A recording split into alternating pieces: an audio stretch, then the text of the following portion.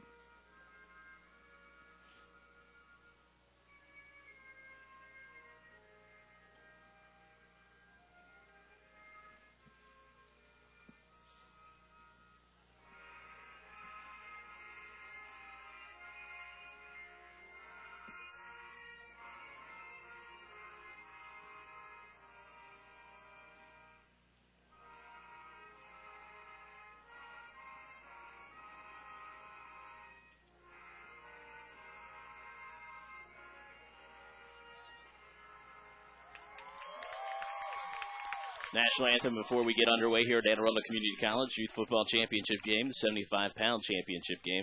A couple footnotes also on the Severn team this season. They outscored their opponents 290-19.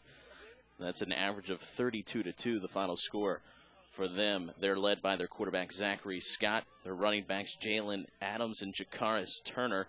And wide receiver, Kai Wilmer. For Southern, they also went undefeated in the regular season and on to the playoffs with a perfect 11-0 record. Their playoff trip started with a 12-0 victory over South River, and then last week a 6-0 shutout against Powell to make their way to the championship game. They are coached by Brian Aiken, led on offense by Ethan Aiken, the quarterback. Been known to throw the ball a few times this season. Severn won the coin flip and elected to receive, so they'll start the day on offense as the sun starts to peek out of the clouds for the first time today. Noah Hiller will get things started here at the 75-pound championship game. They'll kick off from the 40-yard line. Hiller wearing number 22.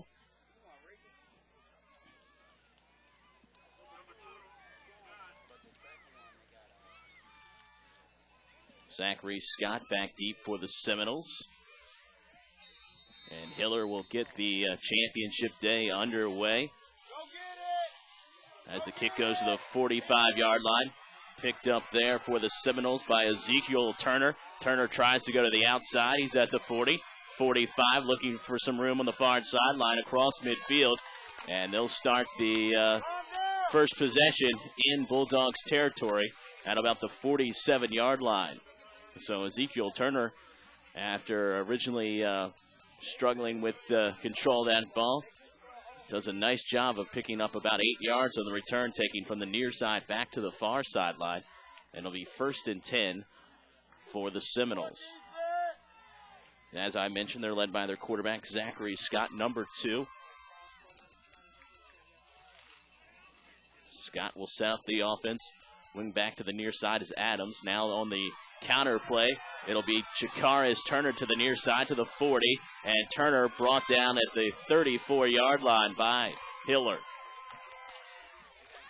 Close to first down yardage for the Seminoles. Seminoles in the black pants with the white uniform tops and the red helmets. Ball be marked at the 34-yard line, and that's a first down for the Seminoles.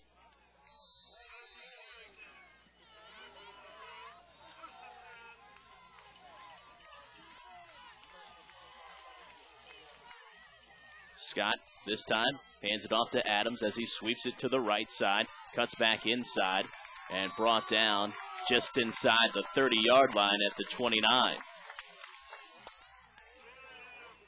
Turner on the first carry, Adams on the second, brings up second down. And about 6 yards to go. Ball marked at the 29-yard line.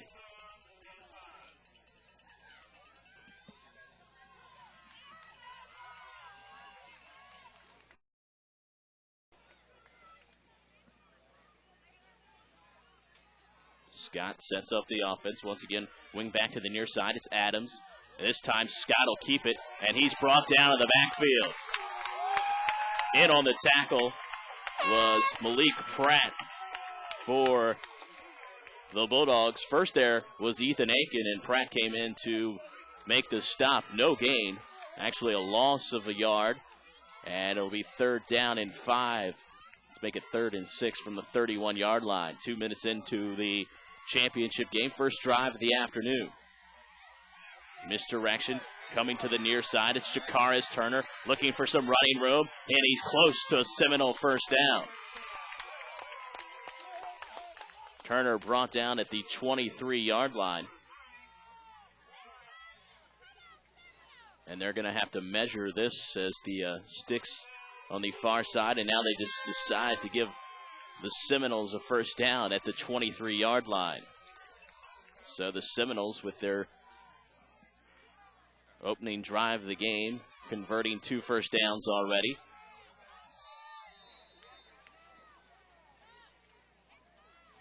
First and 10 from the 23-yard line. Up the middle. There was a fumble on the play, but the Seminoles recover it. That time they gave it to the fullback, Ellis Winston. And he's able to pick up a couple yards. 2nd and 8 from the 21-yard line.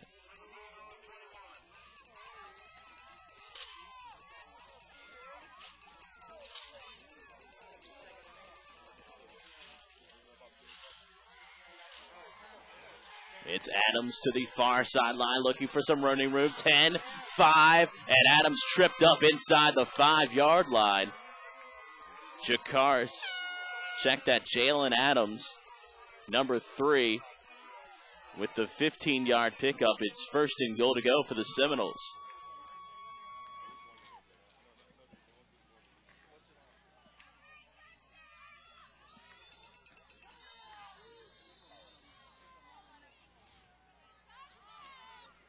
First and goal to go. Ball at the 3-yard line. Winston, the fullback, directly behind the quarterback, Scott. They give it to Turner. Turner has the corner and has the touchdown.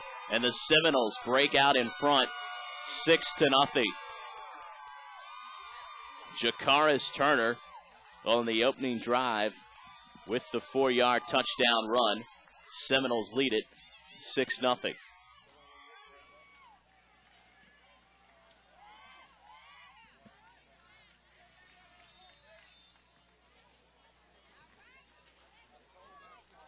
Seminoles will now go for the extra point. 1 for running it in, 2 for kicking it in. Scott, the quarterback, Winston directly behind him. They pitch it to Winston. Winston sweeping it to the far sideline, looking for some running room. Winston's got the corner and has the extra point. So the Seminoles, on the opening drive of the game, take it 45 yards for 7 points and an early lead.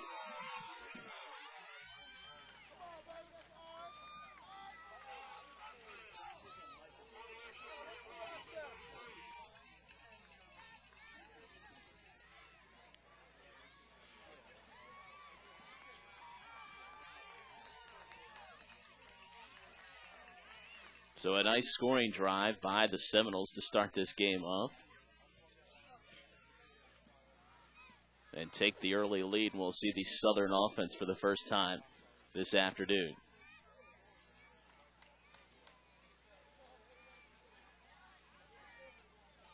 .6:27 left to go, first quarter.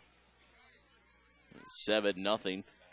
Mentioned in the beginning, the Seminole team averaging 32 points per game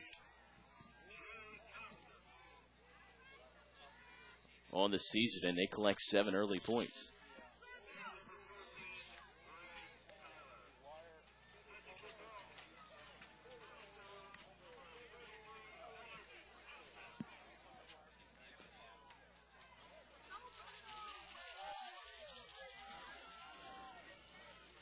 Seminoles the kickoff. It'll be Winston, number 33, who doubles as the fullback. And Southern picks it up at the 39-yard line. Noah Hiller across the 40, and a flag comes out for the first time today.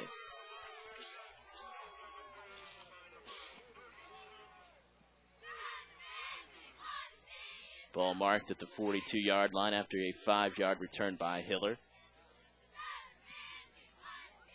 But a penalty against the Bulldogs.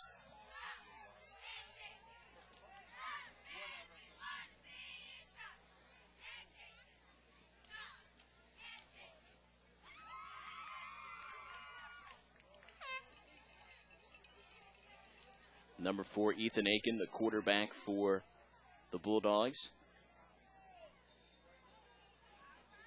Along with DeJuan Neal, Devontae Francis, and Carrington Conti, their strongest offensive players, and they'll be 1st and 10 from the 28-yard line. Power I formation for the Bulldogs to start off, and coming to the near side, it's Neal, and Neal pushed out of bounds at the 38-yard line. Two high-powered offenses going head-to-head today, so we expect to see the ball up and down the field, in a good first carry for Neal for the Bulldogs. He's close to first down yardage. And they're actually going to bring these sticks from the far side of the field all the way over here to the near side for our first measurement of the day. Cameraman Bruce Abercrombie right on the picture here. Turned out to be, so far, a wonderful morning here as compared to the last couple years.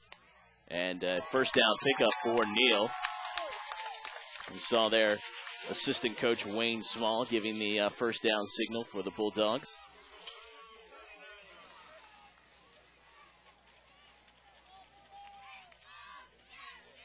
So the Bulldogs have it 1st and 10 at their own 38-yard line after a 10-yard pickup by DeJuan Neal.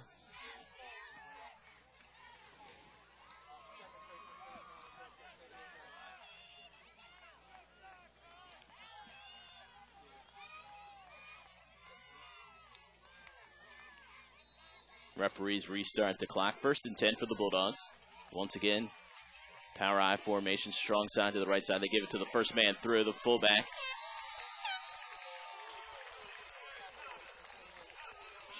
Jerry Thompson with the carry that time. A 4-yard pickup for Thompson. 2nd down and 6 at the 43.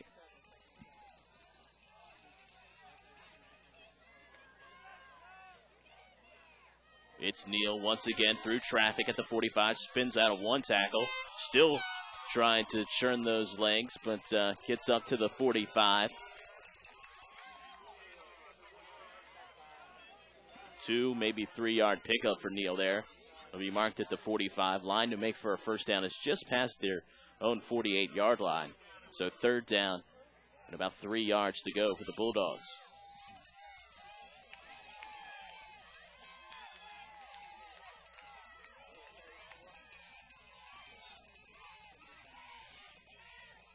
Aiken, misdirection to Neal. Neal gets met there. Nice tackle there, and on for the assistance by the Seminoles. Kay Wilmer first there. Ezekiel Turner also helping on the defensive play. Neal might have picked up a yard.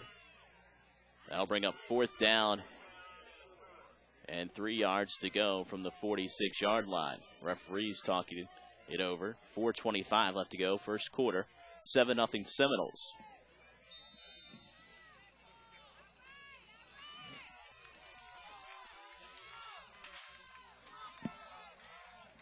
Fourth down, about 3 yards to go. Need to get just past their own 48-yard line. And a flag on the Seminoles. Avon Walker jumps a little too early, and a good job by Ethan Aiken to draw the Seminoles offside. So the Bulldogs will get their second first down of this drive via a penalty.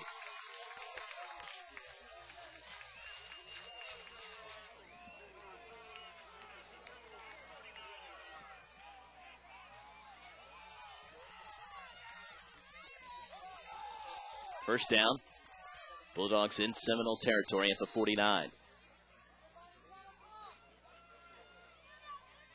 Hiller in motion near to far. It's Thompson, sweeps it to the left, cuts back inside. Thompson down to the 45-yard line.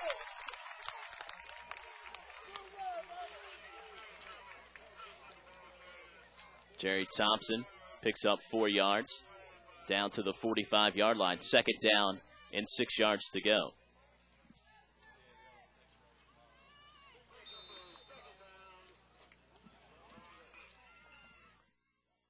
This is Ryan.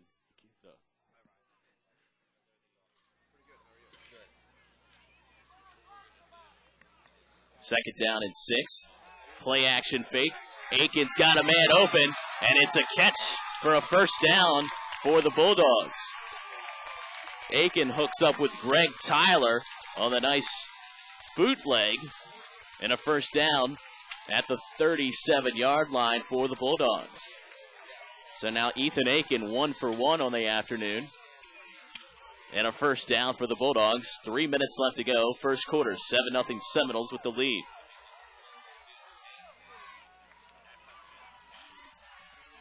Thompson, the fullback. Deep man in the eye is Neal. Aiken hands it off to Thompson. Loose ball on the play. And let's see who's got it. It's Seminoles football. So Aiken and Thompson could not get together on the handoff. And it's a fumble recovery for the Seminoles. So the Bulldogs turn it over as they drove. Drive started just inside the 30-yard line. They got to the Seminoles 40, but have to give it back to the Seminoles.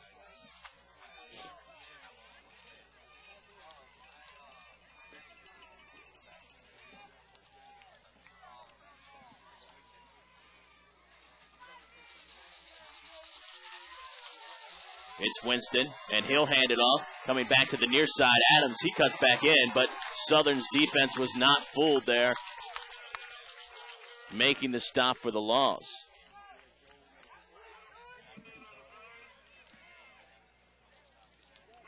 In on the stop, Chandler Jackson for the Bulldogs, a loss of 1. And a good job by the Southern defense to stay at home there on the reverse. Second down and 11 for the Seminoles. Shakaris Turner brought down in the backfield by the Bulldogs. Big defensive stop there by Carrington Conti, who's been in a couple nice defensive plays so far this morning. A loss of nearly 7 yards all the way back to the 32-yard line. Timeout by the Seminoles as they set up a play for third down at 17 with 1:28 left to play first quarter. Seminoles took the opening kickoff, went 45 yards for a touchdown. Southern had their initial drive stopped on a fumble by the Bulldogs, and a couple nice defensive plays by Southern has now pushed the Seminoles into a third down and long situation. We've seen Southern go to the air once so far this morning. They completed a pass, and let's see if Zachary Scott and the Severn offense tries the passing offense on this drive. Southern's defense, after making a couple of nice defensive plays, now looking primed and ready to go. They were ready to go as they came up shooting out of the huddle. It's a well-coached, well-organized team. Both squads here today have really impressed us early on. So third down, about 18 yards to go. Ball marked at the 32-yard line. Scott, the quarterback. He hands it misdirection to Jalen Adams. Adams around the right end. Adams to the 40. 45, there is a flag down. 45-40. Jalen Adams to the far sideline. 25-20. 15-10. 5, touchdown, but there is a flag down. Flag down on the play. And it might be coming back.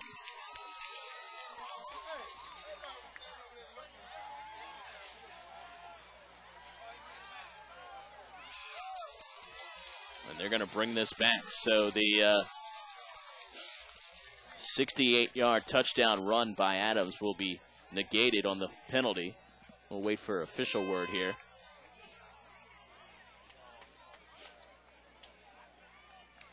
And there we see it. Penalty against the Seminoles. So that'll put them in a larger third down hole. Holding on the Seminoles. They'll repeat third down.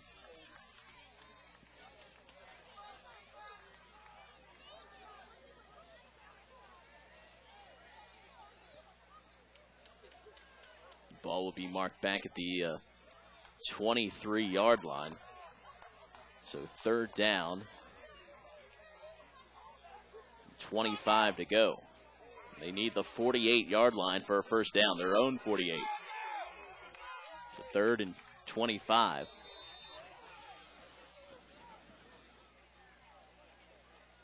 For the Seminoles.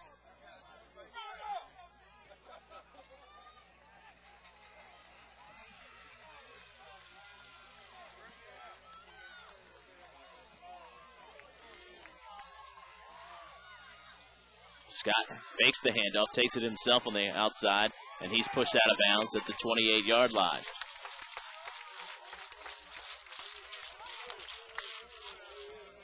Five-yard pickup for Scott. Bring up fourth down and 20.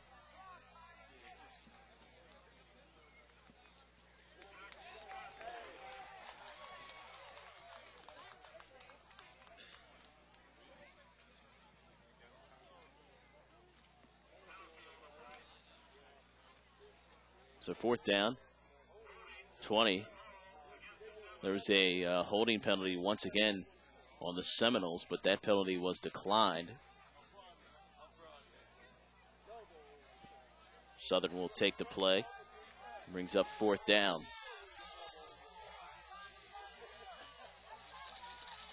Ball marked at the 28, 4th and 20. They need to get through their own 48 for a first down.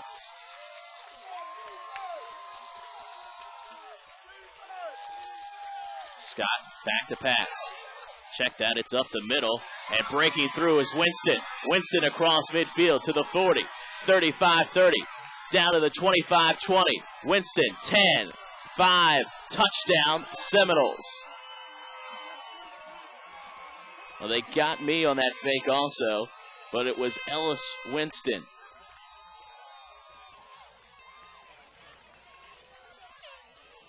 .72 yards for a touchdown.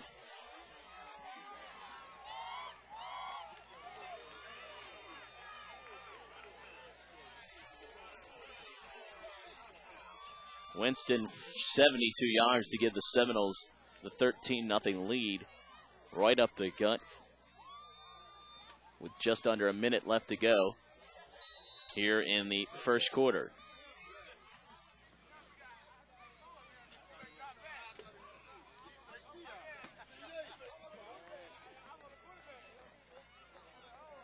Here's the extra point attempt for the Seminoles. Scott Rolls out to the right. Scott looking for some running room. Gets away from one tackler. Now cuts it back to the outside.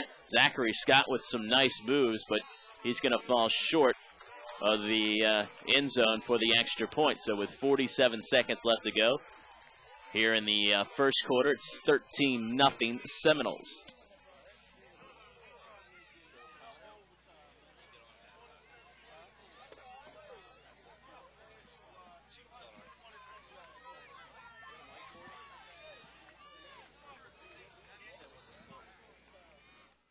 He needs a mic cord.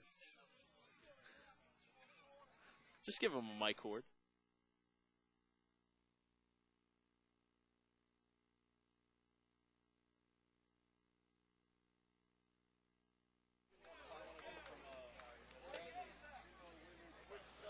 Seminoles will kick off.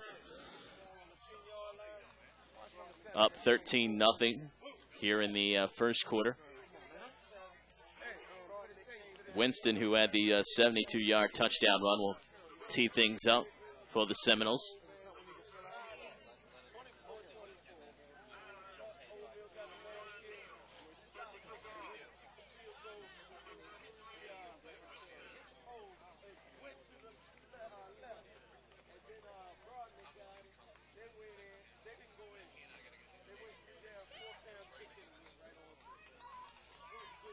Winston had it teed up at the 40-yard line.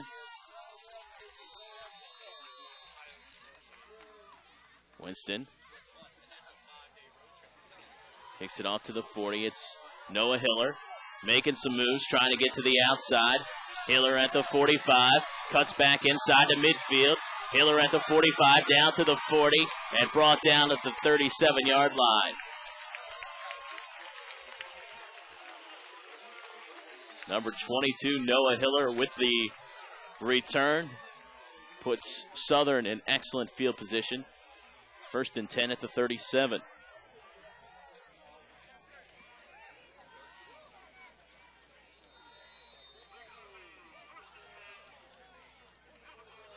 Seminoles take their second timeout here of the first half.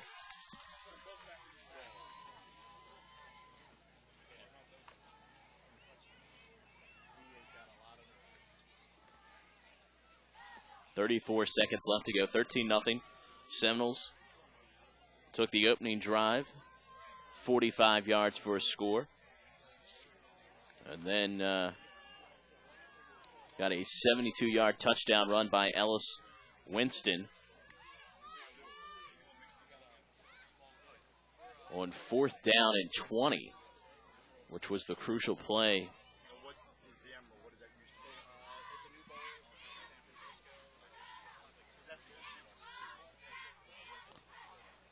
So Southern, last drive started inside their own 30 and got right around where the ball is marked right now, 37-yard line on the Seminoles. But botched exchange between Ethan Aiken and Jerry Thompson caused a fumble, which was recovered by the Seminoles.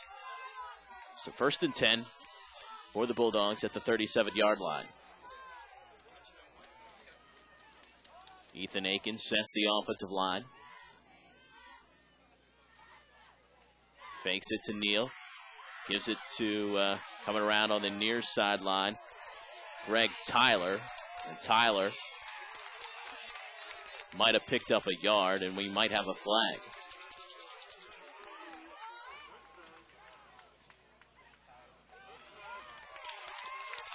Face mask on the Seminoles.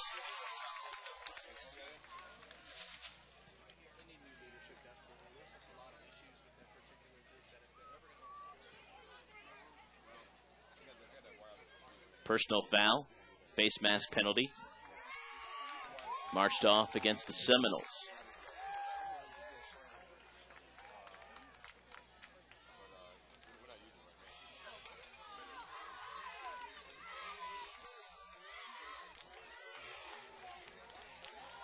Ball will be marked down at the 23-yard line. So 1st and 10 for the Bulldogs at the 23. Trailing 13-0. Just seconds remaining here in the first quarter. 3 wide to the far side of the formation. Something different. Greg Tyler lined up as the quarterback. Tyler taking himself, sweeps to the left. Now the 15. Tyler to the 10 and brought down right near the 10-yard line. Nice stop there by Jalen Adams.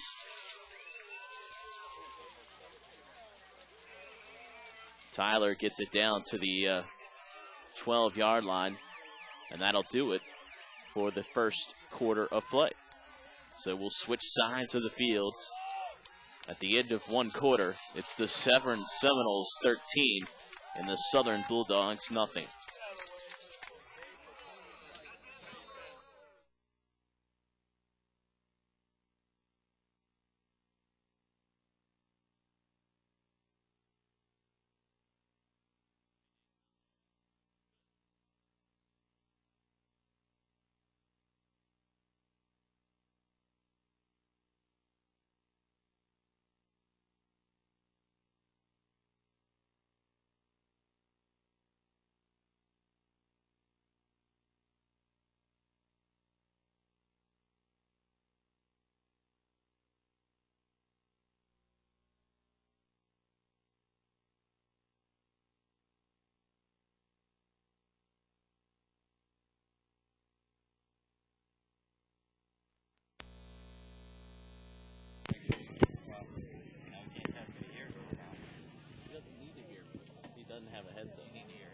I don't care. I can hear him. Check.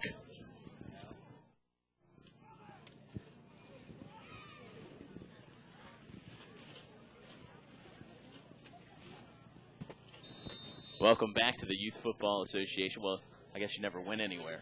But joining me now is Pete Medhurst. I just turned down the mic. But Southern on a drive here, 2nd and 2 at the just inside the 15-yard line. Here at the 14-yard line. Ethan Aiken at quarterback, I formation. Strong side to the right. Neal with the handoff. And he's close to a first down here for the Bulldogs. Joe, the one thing that Severn certainly brings is a lot of ability to pursue to the football. That time, nothing more evident than getting to Neal after about an 8-yard gain. Well, the Seminoles with a 13-0 lead, but an injury on the field for Severn.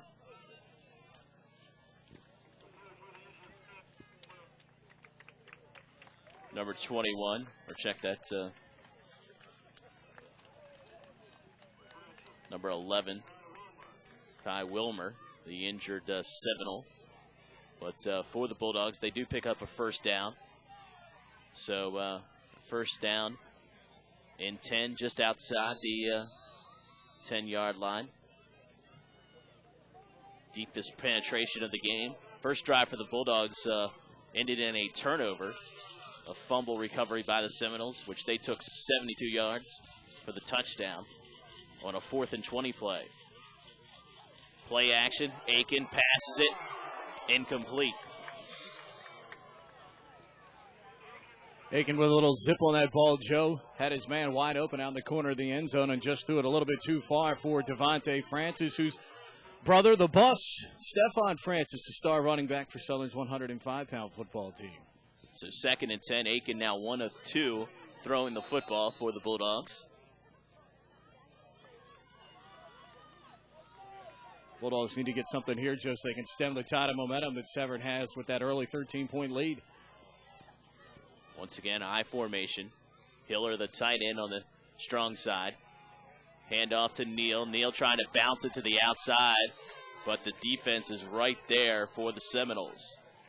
So you see again, I mean, when you try to get outside against a team that has quickness, as long as that man keeps the containment out there on the end. Avon Walker that time doing a good job getting penetration. And then 33 Ellis Winston did an outstanding job from his defensive end spot. Winston, solid two-way play earlier, went 72 yards to get Severn a touchdown. He's got to be a tired young man. He does the kickoffs for the Seminoles.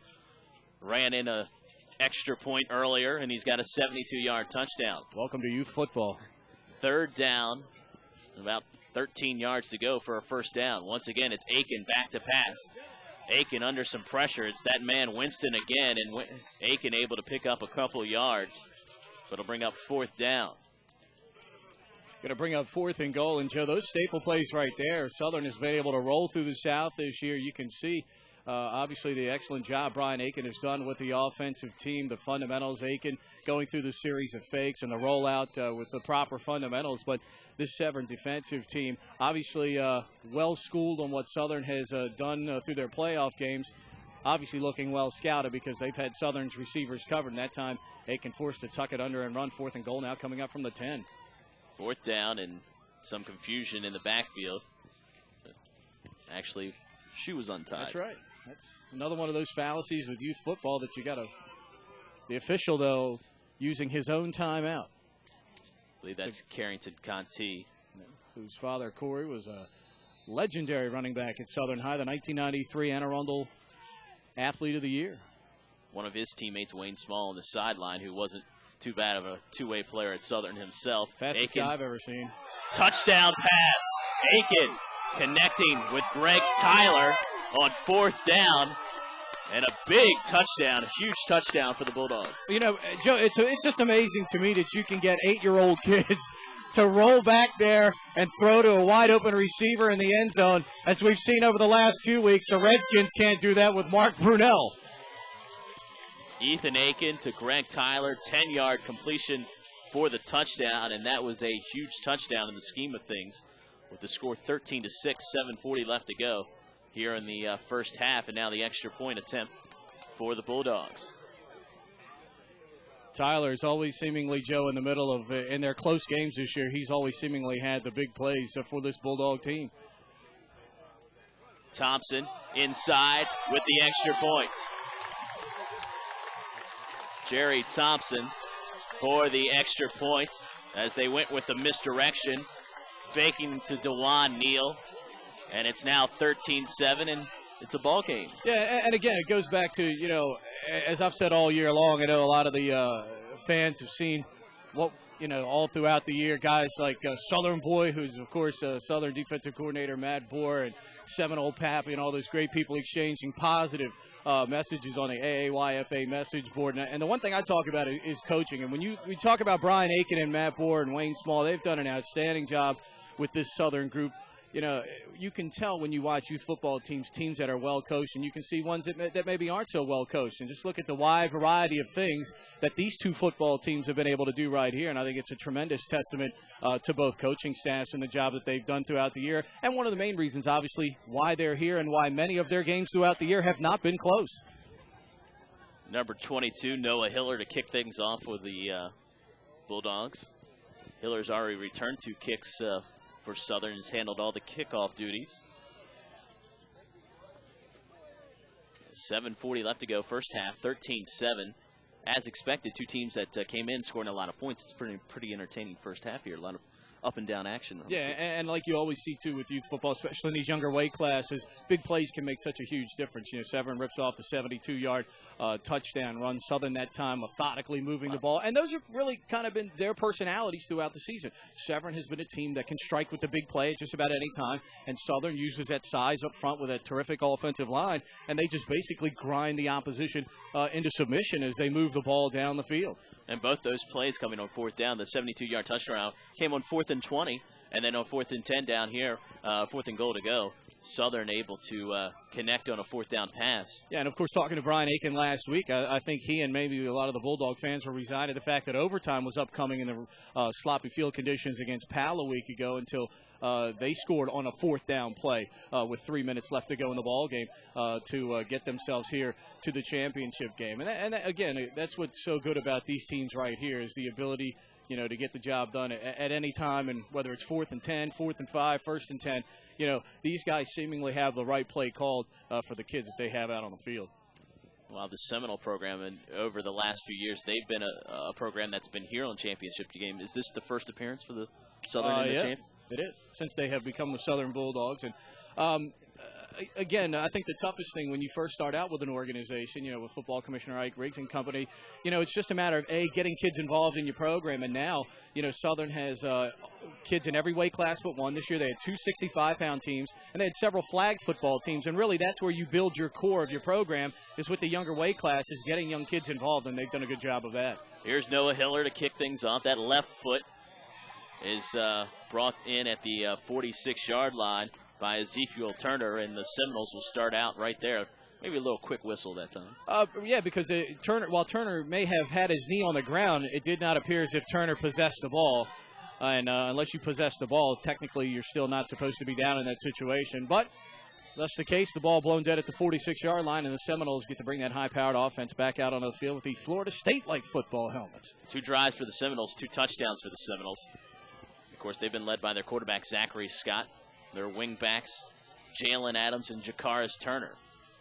This time it's Jalen Adams sweeping it to the near side, and Adams to the midfield stripe, cuts back inside. He stepped out of bounds at the 48-yard line.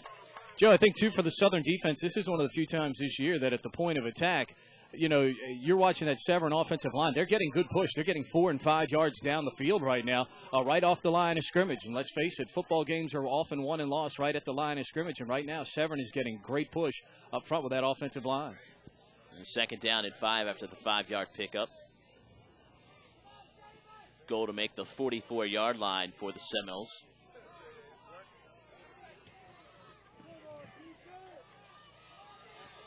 See right here, technically Severn doesn't have enough men on the line of scrimmage, but no call forthcoming. Winston up the middle, the fullback dive. Probably cutting them a little bit of slack, even though the last couple of guys are lined up a little bit closer to the backfield than they were the line of scrimmage. Winston. And probably a good no call in that situation, only because, especially in these younger weight classes, the kid's not gaining any advantage or disadvantage by being 1.5 yards or so back. And it's good to just let the play go because, let's face it, in the grand scheme of things, it really doesn't have a big effect on the play. Winston picks up 6 and a 1st down for the Seminoles. Ball marked at the 43-yard line. 1st and 10 for the Seminoles. They continue to march up and down the field. Southern fans wanting defensive stop. Fakes the fullback dive, taking it up the middle. Zachary Scott, and Scott down at the 35-yard line, close to another Seminole 1st down.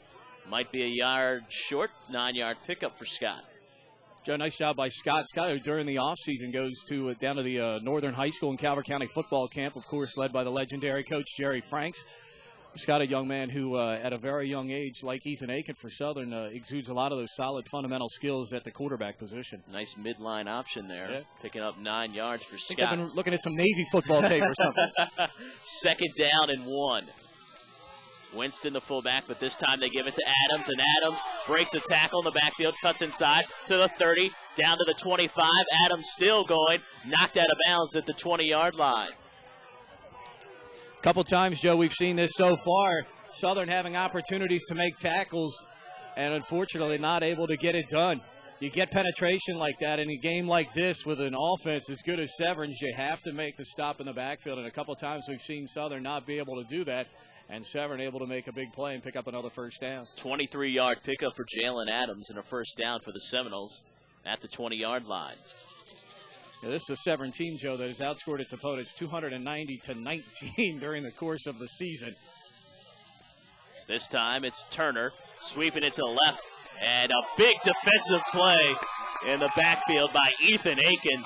Aiken with a big loss, a 10-yard loss by the Seminoles as he shot the gap and made a big tackle in the defensive backfield. And that's a play Southern needed right there. And again, that's the case, Joe, where Southern gets the penetration, but this time they make the tackle in the backfield. Ethan Aiken says, I'm going to go out here and do something on my own and try and make a play for my squad. And that time he gets the tackle in the backfield, and a big loss of yardage, 2nd and 20 coming up here. 5 minutes left to go here in the 1st half. Winston up the middle. Winston's been huge on that fullback dive play.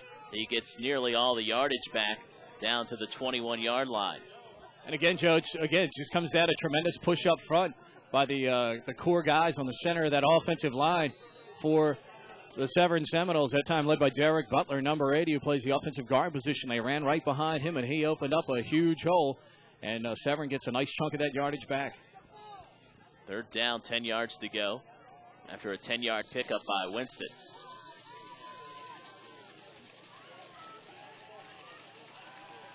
Scott under center, looks over the defense. Now pitches it to Winston. Winston coming to the near side, looking for some running room at the 20. Winston knocked out of bounds at about the 18.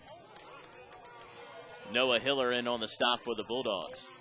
Southern fans wanting to call that time against Kai Wilmer, the wide receiver, who seemingly had a pretty good grasp of the jersey on DeJuan Neal out here on the perimeter that time, but fortunately Southern able to push him to the boundary, and it brings up a 4th down and 8. Needless to say, not to state the obvious, but this is a critical stop coming up here for Southern. If they can stem the tide of this Severn momentum, A, it's going to keep points off the scoreboard, but B, maybe give that Southern defense a little bit of confidence it needs so far here in this first half that they can stop the Severn team. Severn converted a huge 4th and 20 play on the last drive that led to the touchdown. 4th and 8 here as they need to get to the 10-yard line. Little option pitch in the backfield. Jalen Adams will have to fall on it. Ethan Akins there for the stop, but a turnover by the Seminoles, but there is a flag down. Flag down at the line of scrimmage. It's going to be holding against Severn. Southern will decline that, and they'll take over at the 27. So there's a big stop that Southern needed right there, Joe. And you kind of wonder in that situation, and granted they've got a lot of confidence in being able to execute any play they call, but option to the short side of the field where they've come short side the last time, and they pretty much just ran out of room on the boundary. You wonder about option to the short side of the field when you've got, in youth football, most of the time when you run option to the wide side of the field, you're almost guaranteed to gain 8 yards with the type of speed that Severn has. That time, Southern, the beneficiary of the bad pitch, and see if they can get a game-tying or go-ahead score here. Split backs. Fake it to Neal. Hand it off to Thompson. Thompson at the 30. Flag comes down as Thompson fights forward to the 35-yard line. And a little extracurricular activities between Avon Walker, number 44. Yeah, he and DeJuan Neal getting together here. And here's a nice job by the referee. He's going to bring both of them together. You know, instead of penalizing both of their teams for a foolish act on the field, the referee simply does a nice job here bringing both of them together. And this flag going to go against Southern, probably going to be holding in the backfield. Indeed, the call against the Bulldogs.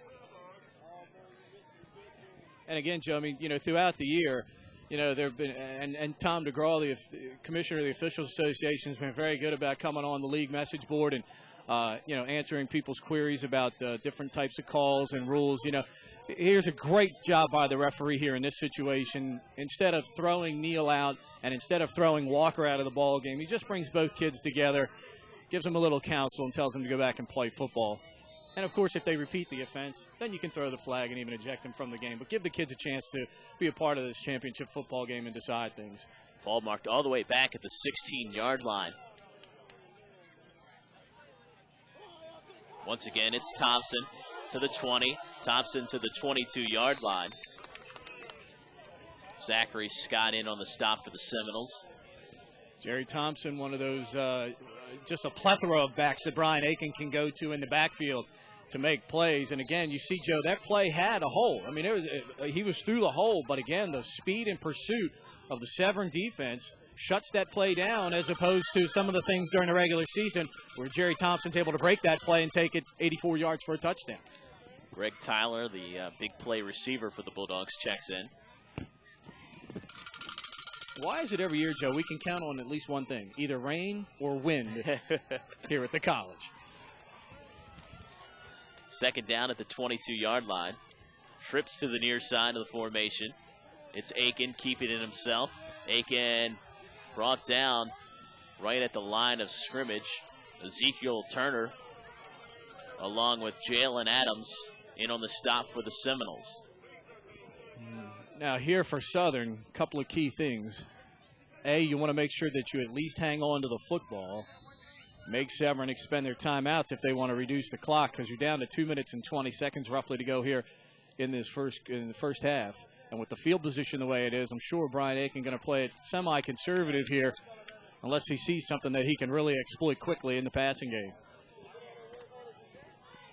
3rd down, 13 yards to go. Aiken, play action, and he is in a lot of trouble in the backfield, and Aiken's going to be brought down by Ellis Winston, number 33. You know, Joe, he had Carrington Conti open, who broke open on the play. The only problem was he had absolutely no time to try and set his feet and throw the football. As Severn's defensive line gets the penetration there.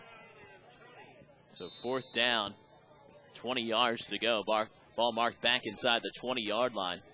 So this is critical right here. I mean, this game could be won or lost right here because of the time and obviously the field position here. Southern got to get something, maybe push this ball out at least to the 30-yard line, so Severn has to cover at least a little bit of distance over this last minute and a half of the first half. Seminoles, I believe, are without a timeout, though, but they will get a timeout on the change of possession. I formation in the backfield. Ethan Aiken, the quarterback, quickly passes it to the near side over the head of Tyler, and they're going to rule that a lateral pass. They're going to mark it back at the 13-yard line. So, and a good call. He threw it backward. Tyler definitely stepped backwards, and he threw it backwards to him. Now, this is absolutely critical right here, Joe, because the incomplete pass stops the clock. 1:07 left to play here in the first half, 13-7. Essentially giving Severn a timeout that they didn't have here. So we'll see if Southern's defense can come up stout here over this last minute 7. Obviously, Severn is going to be in a mad scramble, and that may actually almost work to their advantage. Scott with Winston directly behind him. Adams, the wing back on the left side. Turner on the right side, and there's a pass, and it's completed to Jalen Adams. Adams will walk into the end zone for the touchdown. And a big touchdown right before the end of the first half as we see Zachary Scott hooking up with Jalen Adams through the air for the 12-yard touchdown completion. Yep. That time he came from underneath and came out into the flat and simply just outran Southern's defenders. They had people in the area, just not fast enough to stay with him. And again, a great job by the quarterback to put the ball right on the money. And then, of course, Adams finishing off the play. Zachary Scott, we've seen the option from him. Now we see the pass from him. Completing it for the 6 points. Now the extra point attempt. And, Joe, you could just see that type of scenario developing right there with the field position and obviously the incomplete pass stopping the clock, and or the lateral pass that goes out of bounds stopping the clock. Really played right to the Seminoles' advantage. Wilmer wide to the near side, but this will be a rollout and throwing it to the end zone. An incomplete pass intended for Ezekiel Turner, the tight end. But the extra point no good. So with 58 seconds left to go here in the first half, it's 19-7 Seminoles. Good coverage that time by Noah Hiller out in the flat. We have a flag down. It's holding against Severn on the extra point. Bulldogs will decline that. Let's see if Southern can get a big kickoff return here. Trying to get a little field position here, maybe get a quick score of their own before the end of the half. You see those, Joe, in almost every level of football, though. Those are crushing scenarios when you have a situation late in the half like that develops the way it does. And Severn that time taking advantage of a terrific field position there. And again, when you have at this level, when you have a quarterback who's an equal threat to run or pass, it just makes you that much more dangerous to deal with. Southern will get possession of the ball to start the second half here, but still 58 seconds left to play in the first half. Hey, this are great kids you're going to see, the fans are going to get to see out on the field here throughout the day. You know, you've had tremendous years for the Gork program. They've got several teams here in several weight classes. The Millersville teams have been terrific. I mean, the Millersville 115 unit has just put up numbers that have been unconscious. Maybe some of the best numbers in the history of the AAYFA. I mean, they have just been a devastating output throughout the season. And that's a team we've seen over the last 3 years move up each weight class and still be in the championship. Yeah, and then, of course, you add Brandon Belt, who's been playing for Southern for the last few years. You add him to the Millersville outfit. I mean, it's like the rich getting richer. So when you see some of the great coaching jobs you've had, I mean, the 160-pound group this year, which has been terrific, the rivalry that's developed between South River and Edgewater this year. They played a scoreless tie in the regular season. Edgewater gets back here to the college in the 160 with a tremendous 8-6 win last week over South River. And, of course, South River, their 130-pound team is back again after playing such a solid year of football at 115 a year ago. And, of course, with their outstanding running back, he's been very difficult to deal with at the youth league level. And, of course, all that's good news for South Rivers High School program, which really took a turn for the better this year. Line drive kickoff is fielded at the 48-yard line. And Southern will have it there with 55 seconds left to play. Good job there by Troy Bohr. Get on the ball and cover it, save the field position for his team here. Troy, whose dad's Matt, is the defensive coordinator for the Bulldogs and fellow class of 1987 Southern High grad of yours truly. He and I went to school from kindergarten on up through together. You see a lot of that here. Ike Riggs, who, of course, their commissioner, also same graduating class with me. We started at Lothian back in kindergarten, all together through the years. A lot of connections for you and I, this football team on the field. No right question. Now. To the near side, it's Neal to the 45 and brought down a loss on the play there. Nice job by Jakaris Turner. You can see the speed on both sides of the football for the Seminoles. No question. And when you keep containing, you keep them from getting outside. You know, that's what it comes down to there. They did a super job of pursuing Neal to the corner, and DeJuan never had a chance to turn the ball upfield because he had 3 white shirts sitting in front of him. Southern calls a timeout here with 19 seconds left to go. Dominic Butchram that time also keeping good containment here on that right end and allowing the pursuit to get there from his defensive unit as well, along with Jalen Adams. Southern will try to set up one last play here. See if Brian Aiken chooses to go to the air here, because a couple times they've gone to the air, they've had wide open receivers. It's just been a matter of whether Severn gets penetration or not.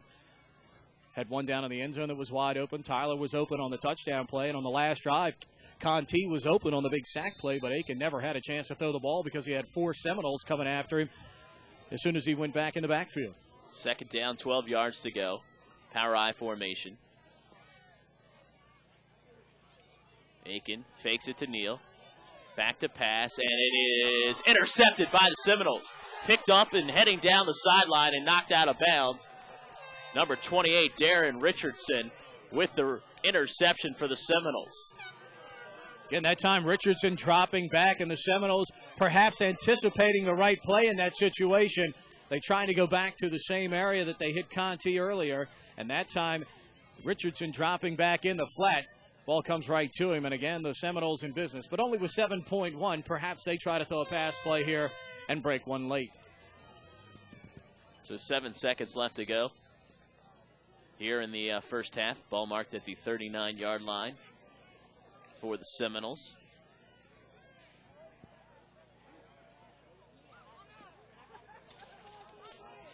Wilmer lines up on the far side as the wide receiver. In the backfield, chopped down was Turner. Carrington Conti in on the stop for the Bulldogs, and that'll do it for the first half of play. At the end of the first half of the 75-pound championship game, it's the Seminoles of Severn 19 and the Bulldogs of Southern 7.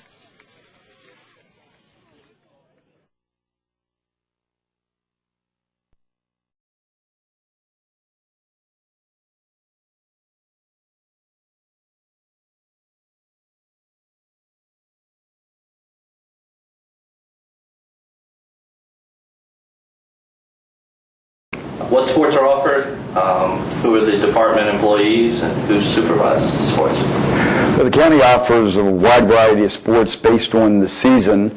There are 3 sports supervisors in the county. Myself, Ron Mox, and Georgette Chaloup handle the youth sports, and John Spinnenweber and Jeff Porter do the adult sports. In the fall, we offer football, soccer, and field hockey. In the wintertime, we offer basketball and wrestling. In the spring, we offer lacrosse, baseball, and softball. And in the summertime, we offer, again, field hockey for the high school players, basketball for the high school players, and tennis lessons. How would a parent register their child? Well, you don't register with the county when you're signing your children up to play sports. You register them with your local youth community sports organization. Some examples of them throughout the county are the Edgewater Athletic Club, the Gambrills Odenton Rec Council, the Linthicum-Ferndale Youth Athletic Association, Greater Glen Burnie Junior Sports League. They have a wide variety of names, but all of them do hold registration for the children. You register your son or daughter with that organization, then they in turn enter teams into the county leagues. How do you find out about these community programs? The easiest way to find out about any of them is in your local newspapers. Just about every organization will advertise the programs, when they're holding the registration for those programs. You can also go onto our department's website for a resource link, which Franklin Cheney will talk about a little bit later. When should they register? Definitely don't wait until the sports season begins. If you wait until opening day of Oriole baseball in April, you're going to be way too late to sign up for your local community sports league. For instance, in baseball, they're going to be registering in January and February, so that's when you should be looking in your local newspapers for the registration times and locations.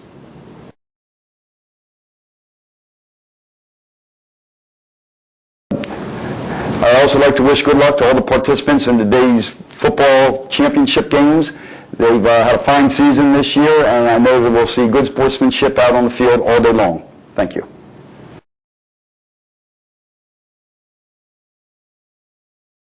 Why do you think it's important for kids to participate in youth sports? Sports prepare children in many ways for life's lessons. Not only does it keep someone healthy and physically fit, but there's a lot more lessons to be learned by participating in athletics.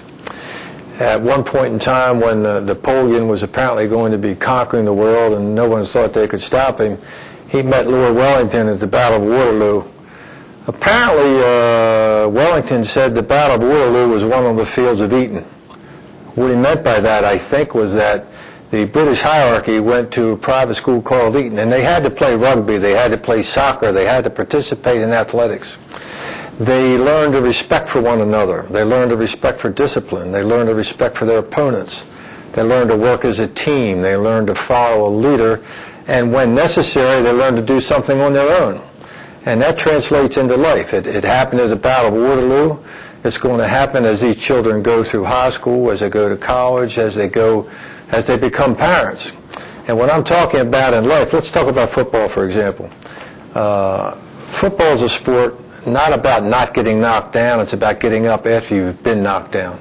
Because in life at some point you will get knocked down. It may be business, it may be a marriage, it may be a girlfriend that didn't go to the prom, and you got to stand back up and get back in the game, and that's what these kids learn.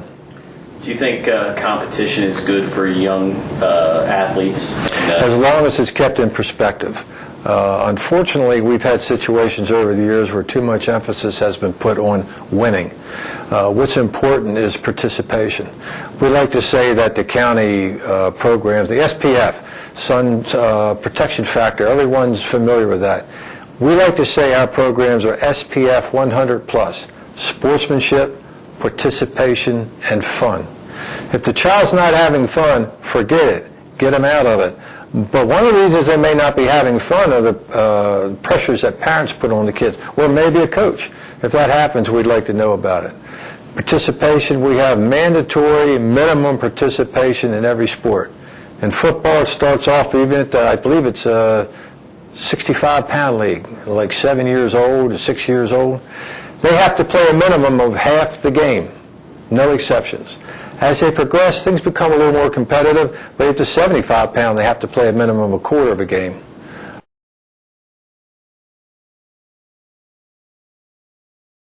Is there a certain philosophy that Anne Arundel County Recreation and Parks has about youth sports? Yeah, the philosophy is, I think what I've just mentioned, participation and having fun. If I could boil it down, they would be the two. And out of that comes sportsmanship, and I believe in the long run that makes for better citizenship. I would hope that the young kids today who are probably like me, if infatuated with television, would spend a little more time watching programs like the one you're going to see with the playoffs and recreation league rather than professional sports. They watch good college sports. And while the emphasis certainly is to score and win, you'll always see a high degree of participation. And you know what I like? When somebody gets knocked down, a teammate runs over and gives them a hand and pulls them up. I had something happen with the Panthers, by the way. I have occasion to go around to the county with a lot of homecoming days in football.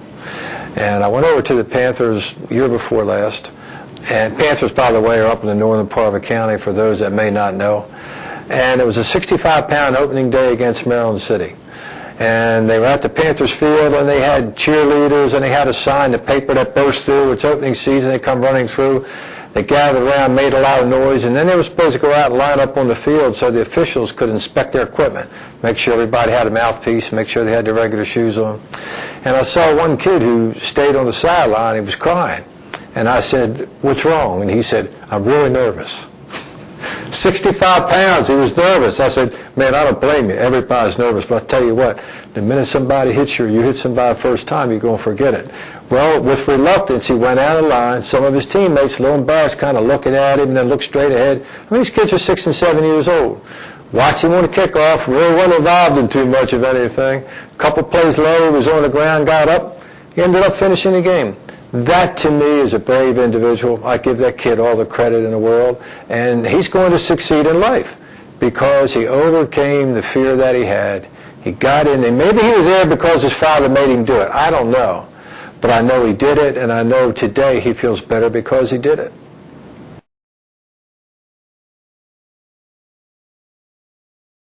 All right, as rec administrator, what do you oversee here at the Anne Arundel County Parks? A lot of people don't know, at Recreation Parks we do a variety of programs. As the rec administrator for the department, we run over 30 child care centers before and after school at 30 elementary schools and a couple middle schools in the county.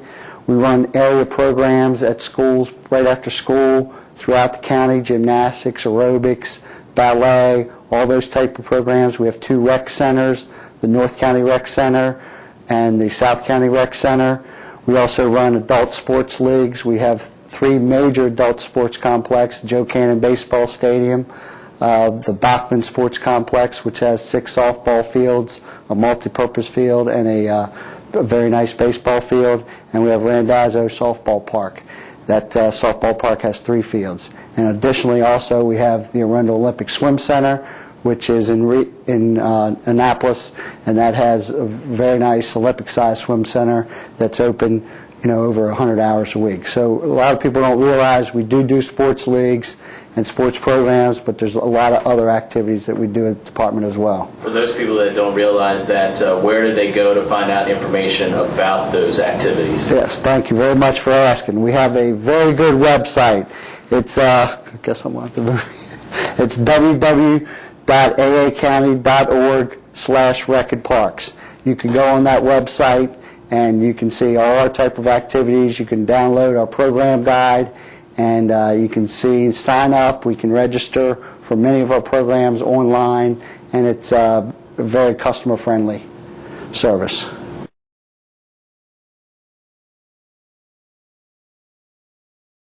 For the teams that are playing today, good luck. Remember, sportsmanship comes first, but we hope you enjoyed the game and enjoyed the activity and the service that we all provided.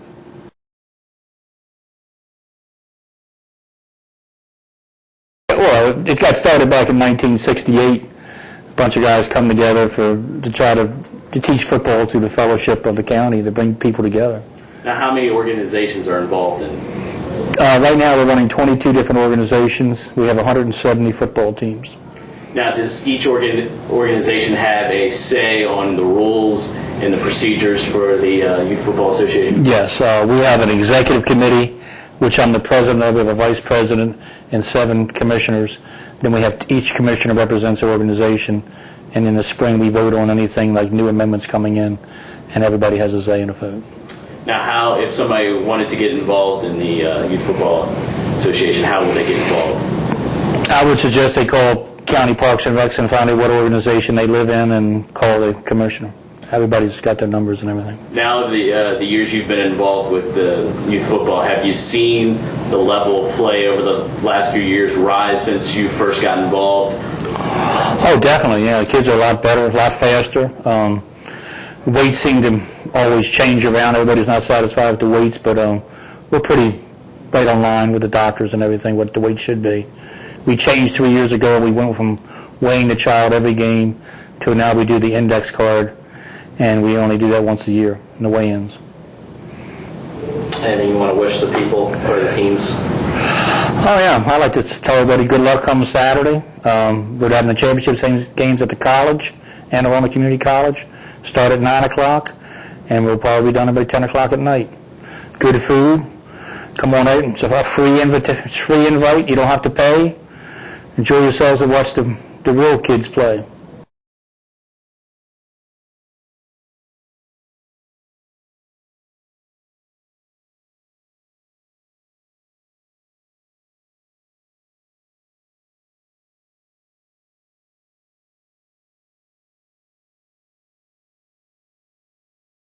And welcome back to Anne Arundel Community College as we get ready to start the second half of the 75-pound championship game. 19-7 the score. Severn with a couple of outstanding drives in that first half, and then of course at the end of the first half taking advantage of the great field position. And again, as we mentioned earlier, Joe, when you have a quarterback that is as versatile as Scott is for Severn, who can throw the ball, he can throw it, he can run it, he's an equal threat, just puts a lot of pressure on the defense that made Southern pay late there in the end of the quarter. Southern will get the football to start this second half.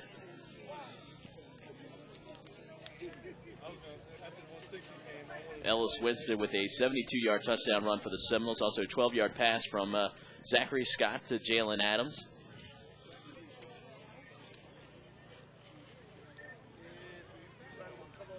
Greg Tyler with the touchdown reception for the Bulldogs.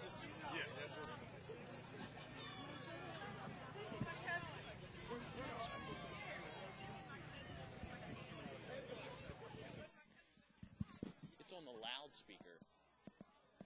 No, it's not. It's on the loudspeaker. I don't. What? I don't want it on the loudspeaker, though. I'm not turning it on. It's fine.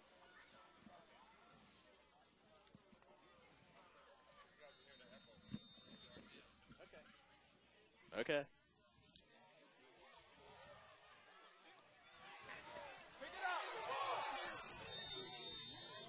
Tyler picks it up for the Bulldogs. Auspicious beginning there for the Bulldogs, who, again, all year their pride of that offense has been able to grind it out against teams and grind them down with long drives down the field and then hit them with a big pass play. Brian Aiken going to be challenged here to put something together for his offensive unit. See if they can move the ball down here and gain some early momentum, as the officials already blow play dead for an official timeout as they have an equipment problem going on near midfield. So first down for Southern at the 28-yard line.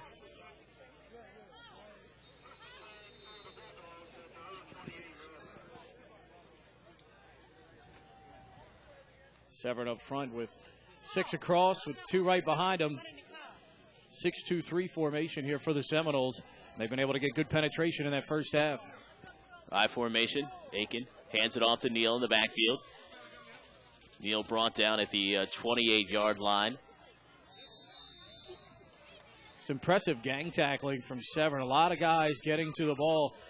As we've heard throughout the year, we talked to Navy defensive coordinator Buddy Green. He talks about the key of getting 11 hats on the ball, and Severn constantly right now with white shirts flowing to the football. That time, Jakaris Turner, also Darian Richardson, along with Ellis Winston getting in there on the play. 1-yard pickup for DeJuan Neal. Second down and 9 for Southern. 8:40 left to play here in the third quarter. Split backfield. Fakes it to Neal. Hands it off to Thompson. Thompson to the 33-yard line, but there is a flag on the play. And they're going to call a penalty against Southern here. And again, seemingly in the middle of it for the Severn defense that time, number 44, Avon Walker, even though he wasn't in on the stop, he was in on the penalty. And the cause of the penalty here is holding is called against Southern again. This got to be a little culture shock, too, for Southern, Joe, is the fact that, you know, they're not used to making these types of mistakes, and obviously they're not used to being behind in many football games. So this will be a challenge for them to try and overcome a little bit of adversity here, down by 12, and obviously doing some things that uncharacteristically they're not used to doing. Back at the 16-yard line, second down. Bulldogs need to get to the 37, almost a 38 for a first down.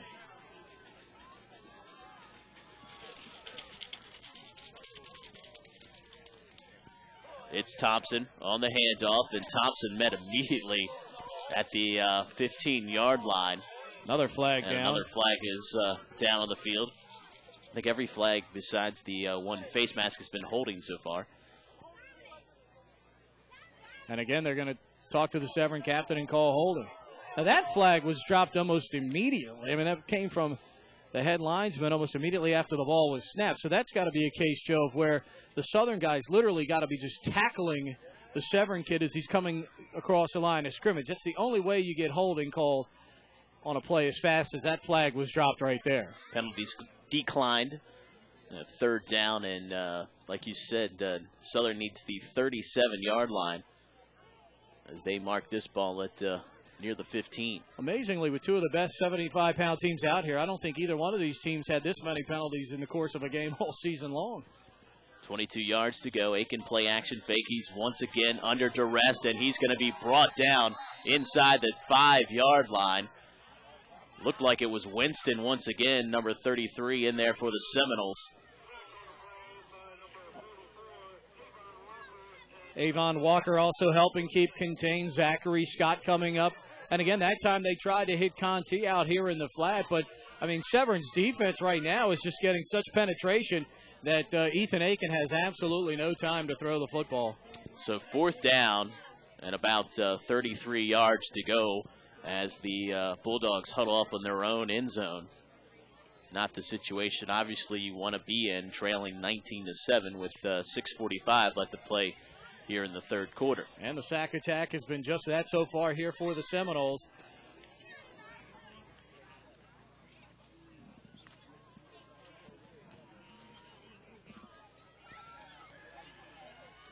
In the air, looking for Tyler, and the pass incomplete. In on the coverage, Ezekiel Turner for the Seminoles. And it just goes to show you right there the great job that Alexander Scott, the head coach of the Seminoles, along with Karis Turner and Chris Raybon have done. I mean, how well scouted do they have Southern? Greg Tyler goes out for a pass, and there are 5 white shirts running with him down the middle of the field. So first and goal to go for the Seminoles. Ball marked right at the 5-yard line. And also, let's face it, too. I mean, Southern has handed the ball to Severn, Joe, a couple of times here in just ideal field position. And when you hand a good team the ball, in ideal field position like this, just like we saw Maryland do against Virginia Tech, if you give a good team the football with a short field, they're gonna score, period. Zachary Scott, the quarterback, hands it off inside to Winston. And waiting for the official word. He's going to be short at the 2-yard line. And Winston slow to get up. May have come down on the football, Joe. Had a couple of guys on top of him. Yeah, he's had a good ball game. And you see, the beauty of youth football, you got so many kids that go both ways, especially for a team like Severn. You look over on the other side of the field, they got 5 subs. They got 6 subs, actually. 3 of them are actually over there wrestling with each other. They've got a big huddle going on. This is what epitomizes youth football right here. Your team's out on the field, get ready to score a touchdown. The other guys are over on the sidelines having fun, and this is going to be whichever team wins today, period, in all the weight classes. It's just going to be a fun day for all the kids involved. And there's so much good competition out there in every weight class. Just to get here to the college, whether you win or lose, is a tremendous testament to what kind of a season you've had all year. And a second and goal to go from the 2-yard line for the Seminoles after a 3-yard pickup by Winston. Brian Aiken and Matt Boer, along with Wayne Small, have been lucky enough all year to have a lot of kids on their football team, 22 for the most part on their roster throughout the year. Scott on the end around, looking for the corner, and that's a 2-yard touchdown run by Zachary Scott, number 2. And, great job by Ezekiel Turner out there to lead the way for him, Joe. Got in the way of 2 Bulldogs and did an outstanding job. And Scott running that play so many times, Joe, you see down on the goal line, you see guys try to turn that play back up. That play is designed to run right to the flag, to the orange pylon, and that time Scott executed it to perfection. For all the youngsters out there watching, when you run that play to the perimeter, especially in short field like this, you run that ball right to the pylon. Don't cut that ball back up into the traffic, especially when you have speed like Scott does. 2-yard run for Scott.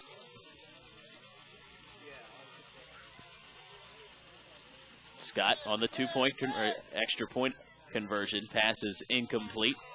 Officials looking for a flag.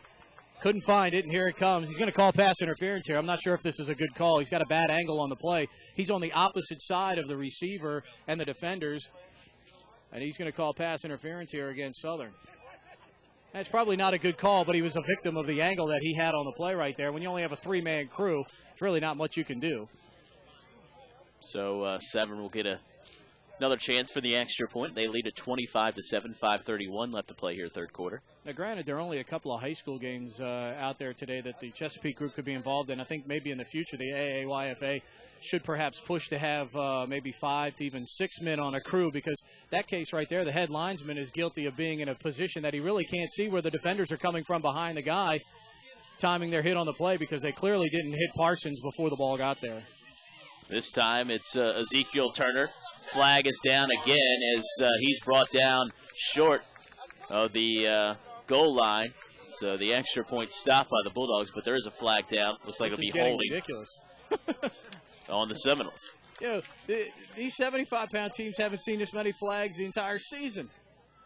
So Severn will get the 6 points and take the 25-7 lead.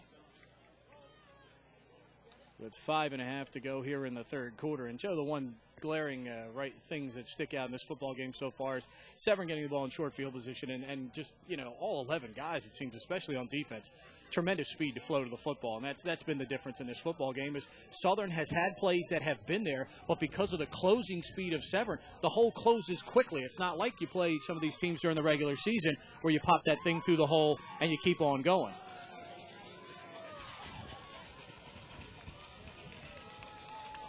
Another good move. We see Ellis Winston over on the sideline being attended to right now by the medical personnel who are on site here. They have an ambulance here and a medical crew on hand to attend to any of the injuries right now. They seem to be working on Winston over on the far side of the field. And half the battle for these kids at this age, Joe, when they get hurt is just getting them to breathe. You know, half the time, you know, when you see a kid get hurt out there, he's ready to hyperventilate. He's not breathing. He's going really short breaths. He's just going, you're just like, dude, breathe. It's okay. You know, you're going to be fine. And that's probably half of the battle with Ellis Winston going on the far side of the field right now. Cloudy day here at Anne Arundel Community College, but early on we saw a little bit of the sun, but it's gone behind the clouds. Cool, but not cold day. Interesting to see. I think they're going to have to bring an ambulance onto the track, I think, to get Ellis Winston, Joe. Apparently his injury may be serious enough to the point. Yeah, they're requesting any EMTs that may be in the crowd to attend to Ellis Winston over on the far side. So possible serious injury here, but of course we don't want to speculate. They're going to take the kids off the field right now while they do this. So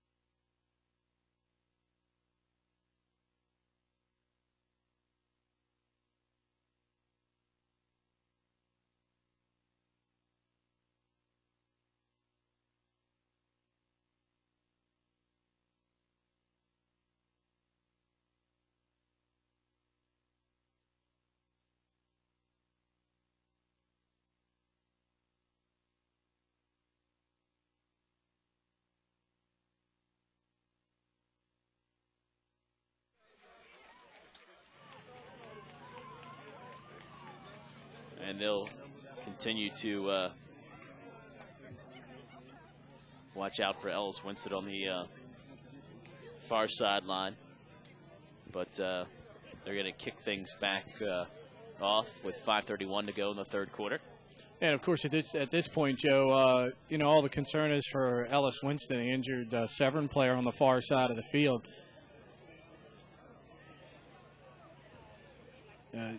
He and his teammates are essentially just minutes away from being able to celebrate a great season.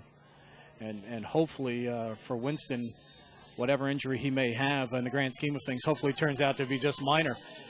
Zach Scott will kick things off, and Tyler will pick it up for the Bulldogs. Greg Tyler brings it back to the near side, and he'll be brought down right at the 40-yard line. But again, the closing speed, Joe, Darian Richardson, who had the earlier interception, comes up with, just a great open field tackle. Now we have a Southern player down on the field.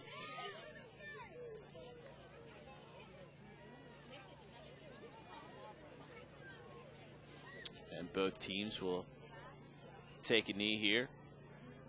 As has become customary in these situations. In the football, when a player is injured, each team will take a knee out on the field. And good news is the player is up. Zach Aiken, number 51, will have a seat on the bench. Zach, a great kid, in my time volunteering down at Shadyside Elementary, one of those jovial kids. Fun kid, always has a hello for you and a smile on his face. His uncle, of course, Brian, the coach of the Bulldog squad. So it'll be 1st and 10 at the 40-yard line. Ethan Aiken, the quarterback.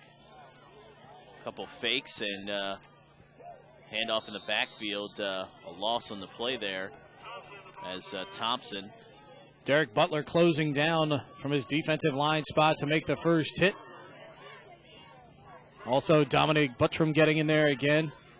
Buttram, another young man, had a great game on that defensive front, along with Avon Walker, the nose guard. Avon Walker may be the smallest guy out there, Joe, in terms of height, but I'm telling you, he's the toughest football player we've seen out on the field today. 2nd down and 12 after the loss of 2 on the Jerry Thompson run.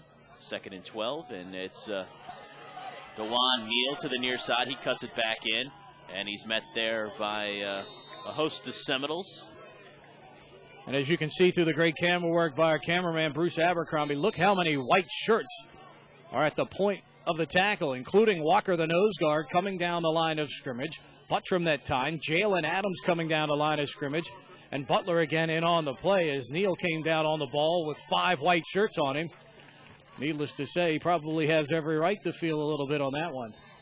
So 3rd down, 7 yards to go. Line to make the 50-yard line. 3rd down and 7 from the 43. 3:45 left to play, 3rd quarter.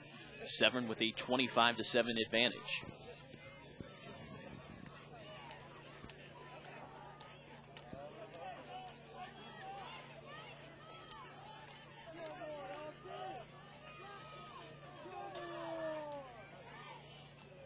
Aiken pitches it to Tyler. Tyler at the 40, 45. Tyler at midfield, close to a 1st down for the Bulldogs.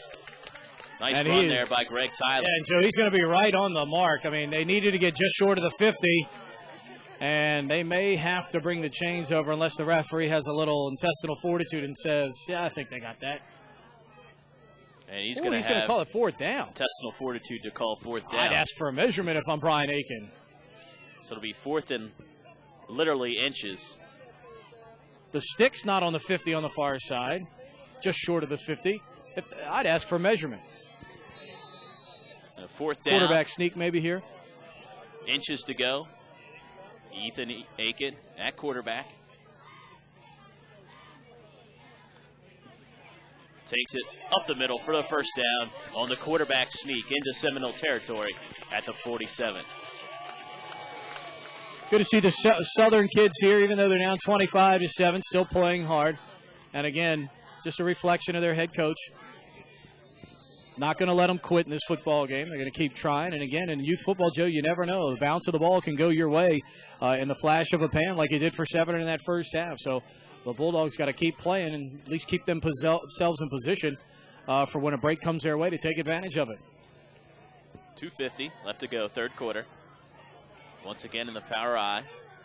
It's Thompson, 1st man through, and Thompson brought down at the line of scrimmage. Ezekiel Turner in on the stop for the Seminoles. Turner from his outside linebacker spot closing down, Joe. Done a nice job flowing to the football today. And let's face it, I mean, the guys up front, too, I mean, they are winning the battle right now for Severn. And that's the key to success in any level of football. You say it over and over again. It almost sounds cliche-ish, but it's the God's honest truth about the sport of football. You win the battle up front. Unless you just miss every tackle, you're going to win the football game. 1 yard pickup for Thompson. 2nd down and 9 for the Bulldogs.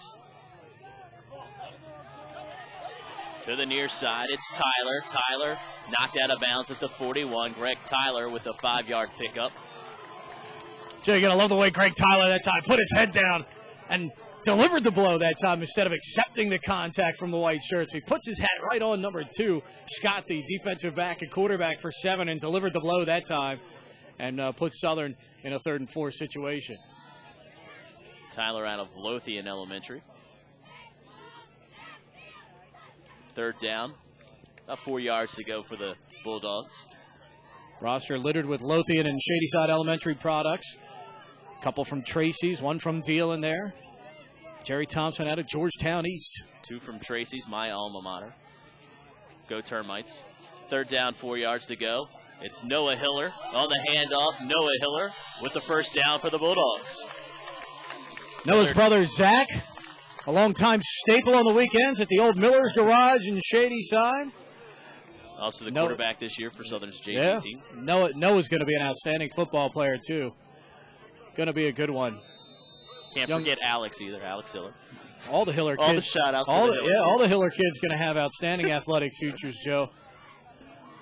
1st down for the Bulldogs at the 36-yard line. No, Mom, Michelle, got to be a real happy mom at the way her kids have performed. Once again, a little unique formation here for the Bulldogs.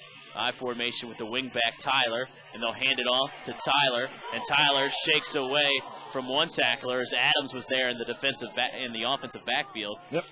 But nice job by pursuit defense by the Seminoles to stop Tyler for a loss. Jakaris Turner coming up, closing quickly on that play. Just when it looked like Tyler had given the one man he needed to beat on his own, the shuck and jive, Turner closing hard on the play, and it turns out to be a loss of 2. Under a minute to play, 3rd quarter, 25-7. Seminoles with the lead. 2nd down, 12 yards to go. Ball marked back at the 37-yard line. You think Jakaris Turner was playing for the Florida State Seminoles with that kind of closing speed? They could use him right now, too, by the way. It's Thompson, and Thompson loses the football. Ball loose back at the 48-yard line, and it's recovered by Southern. But a big loss on the play as the ball was actually pulled back in by Chandler Jackson, number 44. Man on the spot there to recover it for the Bulldogs. But ball marked back at the 47-yard line. It'll be 3rd and long. Chandler, an 8-year-old out of Shadyside Elementary, that time hustling to get the football. And that's going to, Southern is going to call a timeout. As right now, if Southern has any hopes of staying in this football game, they need to come up with something here while they're on the Severn side of the field. But certainly facing right now, tough field position, Joe, and they need to get down to the Severn 26, and the upcoming play will be from the Severn 47-yard line. A little more than 20 yards needed for a 1st down here for the Bulldogs, and obviously 4-down territory with 5 seconds left to go here in the 3rd quarter. Sure, and again, you know, for the kids from Southern, this is just the territory they haven't been in all year, and I think you just have to tip your cap to the kids with the red helmets right now. They have just come to play this afternoon and really have made no mistakes in the football game.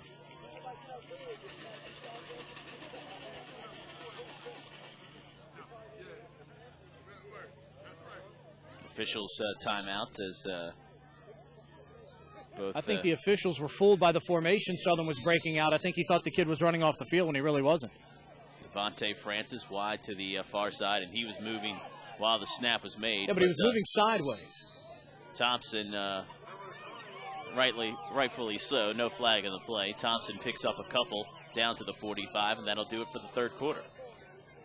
At the end of 3 quarters, Severn, a quarter away from picking up the 75-pound championship. They lead it in an impressive fashion, 25-7, as we get ready to start this 4th quarter of action.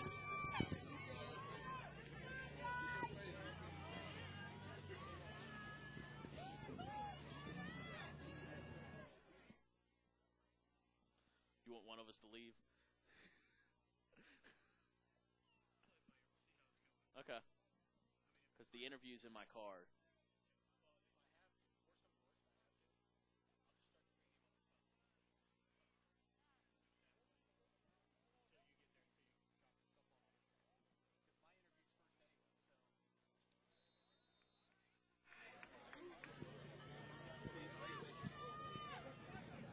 Fourth down for the Bulldogs as they start the fourth quarter. I'm predicting pass, Joe. As Hank Stram used to say, play action pass. Watch the play action pass. Trips formation to the far side. Tyler lined up as the quarterback, and Tyler will sweep it to the right side, and Tyler is brought down there by Avon Walker, number 44. Nice play by Walker. And turn it over on downs as the Seminoles come up with a defensive stop. Well, Joe, you can't fault Brian Aiken. He's tried everything in his arsenal here today, and it just, you know, Severn has had the answers on the defensive side of the football. I mean, Southern has tried everything from throwing to running outside, running inside, running misdirection, running reverses. I mean, they have tried it all, and you just have to tip your cap sometimes to the opposition. In this case, you know, the Seminoles have just had every answer so far out there on the field. Alexander Scott, the head coach, an impressive season so far. Obviously 11-0 coming into this game. Their playoff games, they won 39-0, then 32-6 last week against Pasadena. And today they're on top of an undefeated Southern squad, 25-7. Pete mentioned earlier, they're averaging 32 points per game. Nice defensive play there, knifing in the backfield to make the stop as Zachary Scott was brought down. Good hit that time, penetrating in the backfield. Paul Hawkins, number 32, getting into the backfield that time. Youngster out of Lothian Elementary making the stop. And he is a younger 75-pounder, Joe. He is only 7, so he will be able to return in this weight class if he makes the weight again next year. Loss of 5 on the play. Second down and 15. Jakaris Turner sweeping it to the outside, cuts it back at the 45, stumbles past the 45, marked down at the 46. Got a great kick-out block that time, Joe, by Jalen Adams to open up the running lane for him. Turner reading the block well, cut it back just inside of Adams, who knocked his man outside, opening up the hole, and gets positive yardage here for Severn after the big loss on first down. So third down and 8 yards to go for the Seminoles. Ball marked at their own 46-yard line. Need to get to the Southern 46 for a first. Yep.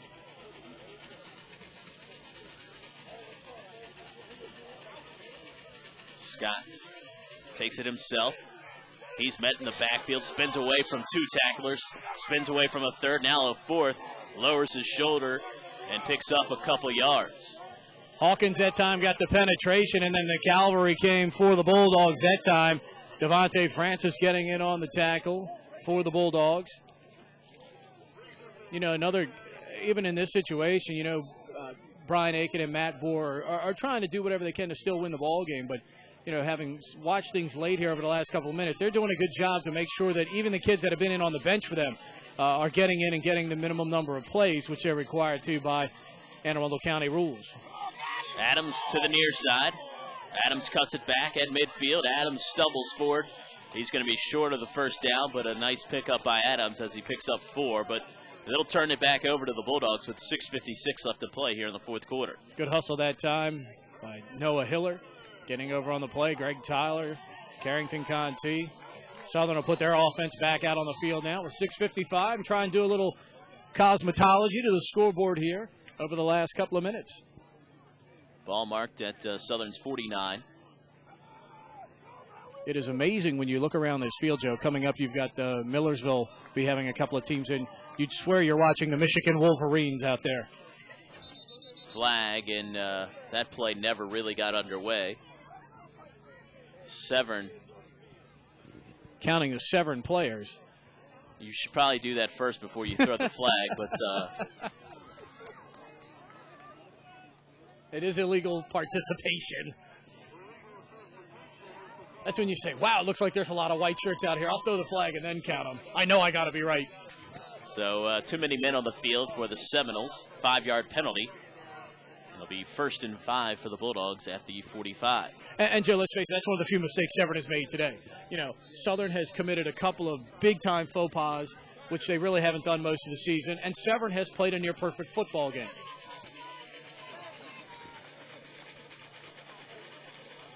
A lot of movement on the Southern offense. Francis comes wide to the near side. Conti wide to the far side. Kind of a flex bone formation, and they give it to the fullback Thompson. And Thompson rumbles forward, close to a Bulldog first down. He's got it. Excuse me, Joe, got to love the balance that time. Thompson using his hand, a la Kyle Eckel of Navy, to keep that body up in the air and keep moving. He was able to pick up a couple of extra yards. That's just something that comes instinctively to most running backs. That's something you're never, ever going to be able to teach. And Jerry Thompson showing at a young age solid fundamentals at the running back spot. 1st and 10 for the Bulldogs at the 39. 5:50 to play, fourth quarter. Severn with the lead, 25-7. Once again, they go to that flex bone formation. Slot backs, Conti and Tyler. And they're going to throw it back to Conti. Conti on the carry.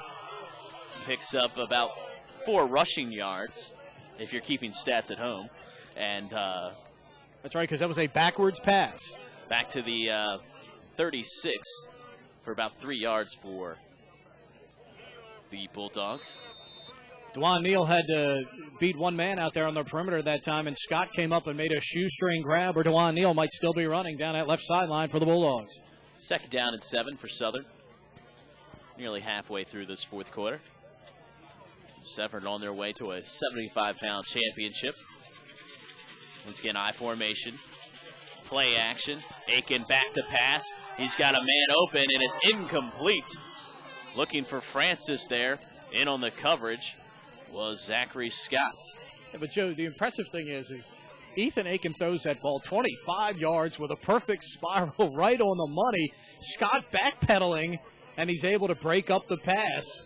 I mean, that's just that's a good play both sides. I mean, Scott makes a good play defensively, but you can't fault the route that was run by Francis or the pass from Ethan Aiken in that situation. We're talking 7- and 8-year-old kids that are doing that. Devontae Francis has to hobble off the field. He was hurt on the last defensive possession, Joe, and he's just gutting it out there. Holding his right ankle. 3rd down, 7 yards to go. Be nice if they could replace him with his brother, the Boss. Tyler on the end around. Tyler looking for some room to the outside, just not there. Impressive tackle there by Jakaris Turner for the Seminoles. Yep, he and Avon Walker again. And again, Joe, that type of play, you got to run that to the flag. You got to run that toward the first down marker. Just run to the sideline and try and get as much as you can. But that time, Tyler just got outrun by the pursuit of Severn. 4th down, 9 yards to go, 4:20 left to play, fourth quarter.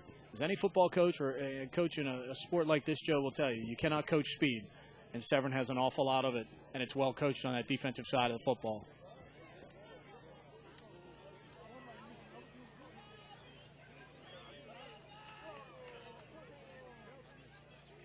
Play action. Aiken once again to fire, and he's got Tyler.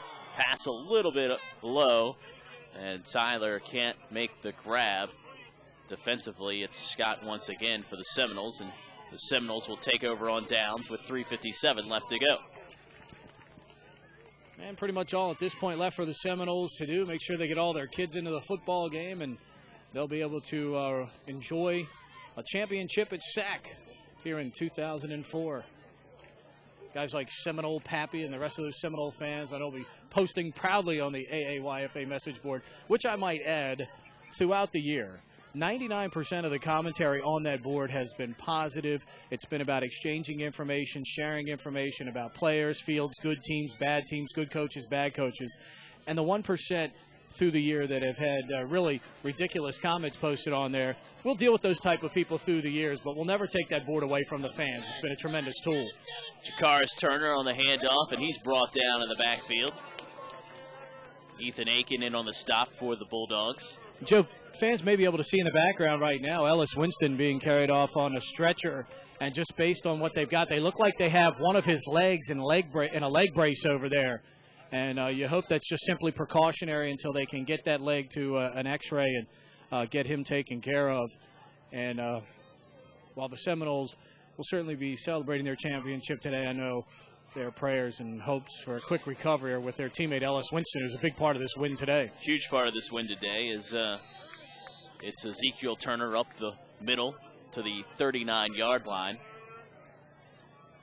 Pickup of about 7 yards and brings up 3rd down and 9 for the Seminoles. 3 minutes left to go before the Seminoles can claim their 75-pound championship.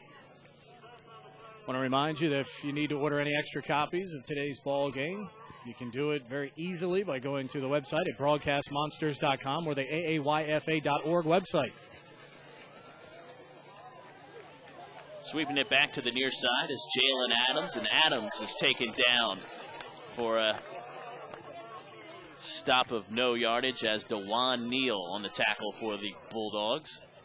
That time, the Seminoles and Ezekiel Turner getting away with a hold in the backfield that time as they grabbed the hold of one of the Bulldogs jerseys who had gotten the penetration there in the backfield that time. But at this point, merely elementary. 4th down, 10 yards to go for the Seminoles. 2:15 left to go. Troy Bohr got the penetration for the Bulldogs that time and got held for his wares. Ryan Lester into the ball game here to play defensive end as he comes on as Brian Aiken and Matt Bohr try to get all their kids in as many plays as possible. It's the quarterback, Zachary Scott, keeping it for the Seminoles. A hard man to bring down, but eventually they do. And maybe a yard for Scott, and Southern will get a possession here after the Seminoles turn it over on down. So 1st and 10 for the Bulldogs at the Seminole 40-yard line. 1:45 left to go as the clock is winding down here in the 4th quarter. And, Joe, give the Southern kids a lot of credit, especially on defense. They've not quit here in the second half. They've come out with a pretty strong performance. They've held Severn to just 1 score. And, again, as I said earlier, you know, both of these teams reflecting the personalities of their head coaches and being well-coached football teams. You knew Southern wouldn't quit in the second half, and they've given a very good account of themselves. Conti in motion near to far. And we have a whistle and a timeout taken by Brian Aiken and the Southern Bulldogs.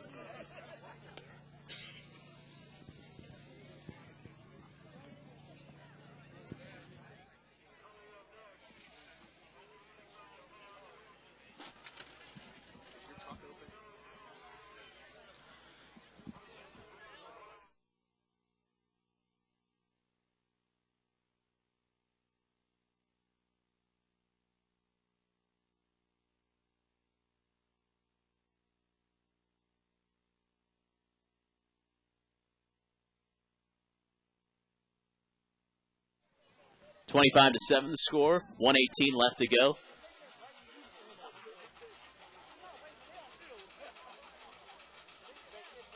DeJuan Neal in motion. Now trips on the right side of the formation. Aiken hands it off. Statue of Liberty play to Jerry Thompson, and that goes nowhere.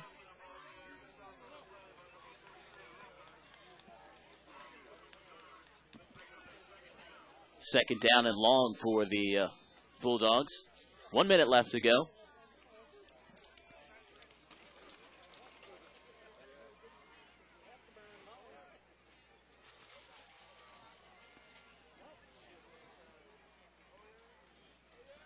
Aiken under pressure. Loose ball on the play, knocked out of Aiken's hand by Ezekiel Turner. And the fumble is recovered by Francis for the Bulldogs. But what a tremendous performance this morning by the Seminole defense. Avon Walker, Darian Richardson, Ezekiel Turner, Derek Butler, Malik Parsons. Just an outstanding performance by this defense has totally shut down this Southern offense. 10 seconds left to go, probably the final play of this ball game. 3rd down, long for the Bulldogs. On the end around, that's going to do it.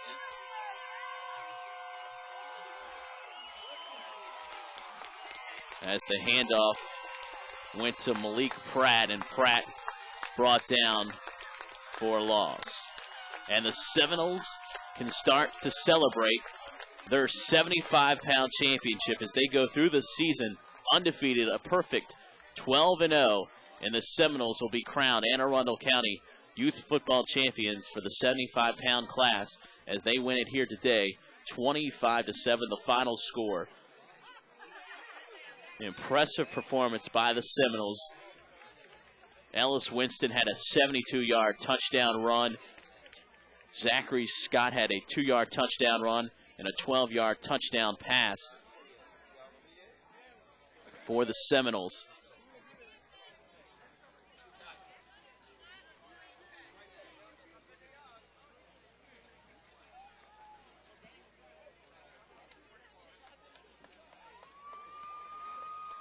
For Southern, they finished the season 11-1.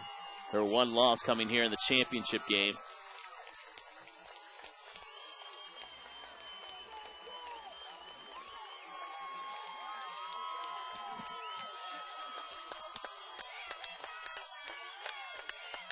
Hopefully here we'll be able to get Alexander Scott, the head football coach for the 75-pound champion.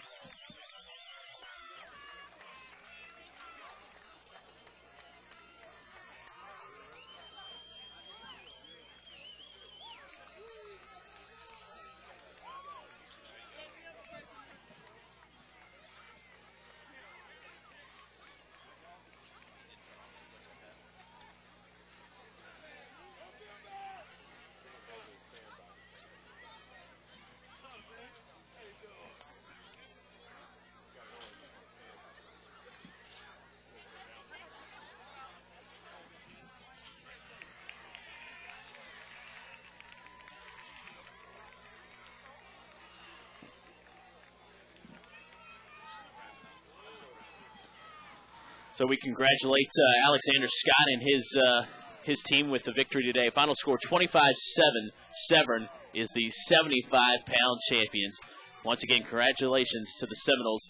A well hard-fought victory today, and the Seminoles are champions. Thanks for watching the Anne Arundel Youth Football Championship